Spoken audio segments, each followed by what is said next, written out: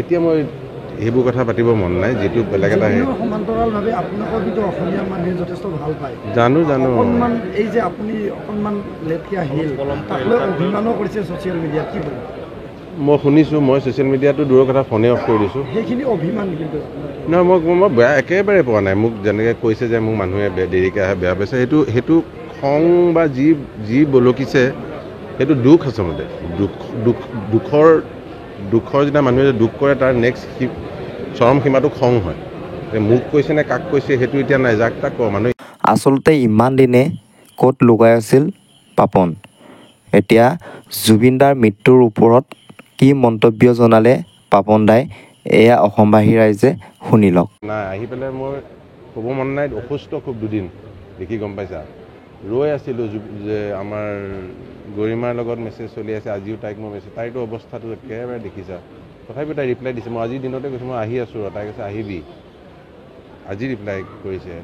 তাৰপিছত মই ফোন কৰিবলৈ তাইক সাহসো নাই মোৰ।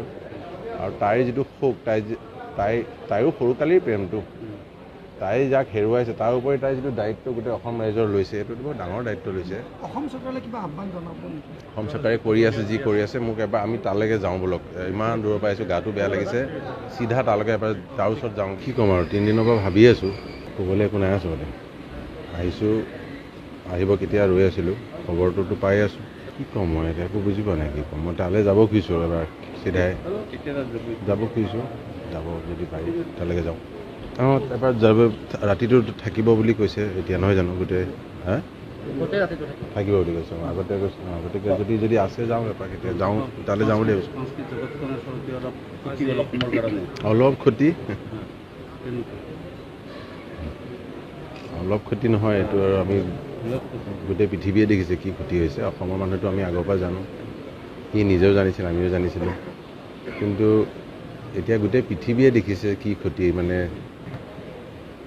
থাকোঁতেতো বাৰু কৈ গ'ল তেওঁ কি হয়, যোৱাৰ পিছতো যিটো জনসমুদ্ৰ হৈছে সেইটো গোটেই পৃথিৱীত দেখিছে। এনেকুৱা ইয়াত বুলি নহয়, ভাৰতবৰ্ষত বুলি নহয়, পৃথিৱীত চাগে খুব কম হিচাপতলগীয়া শিল্পীয়ে চাগে এইটো যিটো আপোনালোকে দেখিছে, আমি দেখিছোঁ, এনেকুৱা পাইছে নেকি জীৱনত চাগে। আমিতো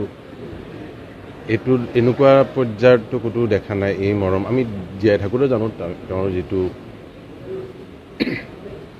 যিটো সমাজৰ লগত যেনেকুৱা তেওঁৰ ৰিলেশ্যনটো, কিন্তু এনেকুৱা যিটো হৈছে আজি, এইটো এনেকুৱা খুব কম মানুহৰ জীৱনত এইটো স্থান পায়। আই থিংক মানুহ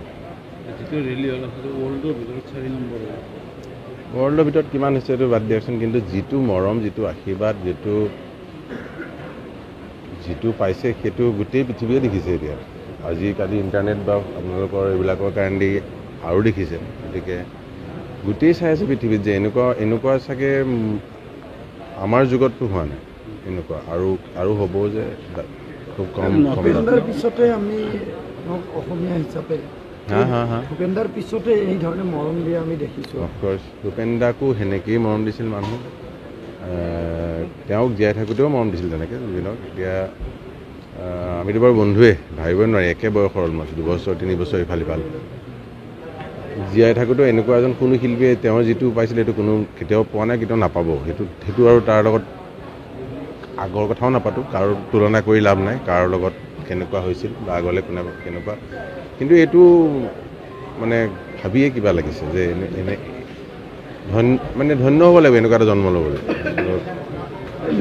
ঘটনাটোক লৈও বিভিন্ন অভিযোগ উঠি আছে, অসমৰ ৰাইজে তদন্ত বিচাৰিছে, এনেকুৱা ধৰণৰ কথা।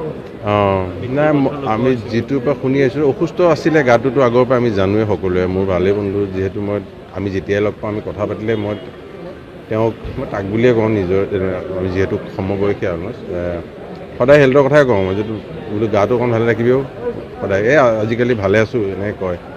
গতিকে সেনেকুৱা স্বাস্থ্য মানুহ এজন যেতিয়া, সেইটো অকণমান সাৱধানটো হ'ব লাগে। গতিকে তদন্তটো হোৱাটো আই থিংক মই বুলি নহয়, গোটেই অসমৰ ৰাইজে বা গোটেই অসমবাসীয়ে বিচাৰিছে, চৰকাৰে কৰিম বুলি কৈছে তদন্ত। গতিকে এইটো হোৱাটো উচিত মোৰ মতে। সেইটো এতিয়া যদি জুৰিছডিকশ্যনে চৰকাৰে গোটেইটো কৰি পেলাই প্ৰপাৰ ইনভেষ্টিগেশ্যন কৰিব লাগে, কৰি পেলাই তাৰপৰা যি ওলাব সেইটো কৰাটো উচিত আৰু